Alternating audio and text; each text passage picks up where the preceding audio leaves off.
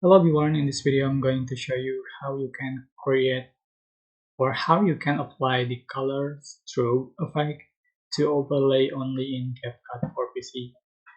So for example, I'm going to select one image to my track as a background and I'm going to add the overlay. So put on top another clip, remove for the background, right? Size, sorry, right? And I'm going to add the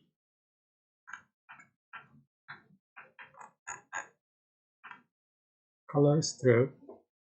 Is it the new pro effect from CapCut? So you can join properties to be able to use this effect. Just add to track and you can adjust for duration and the same link with the effect.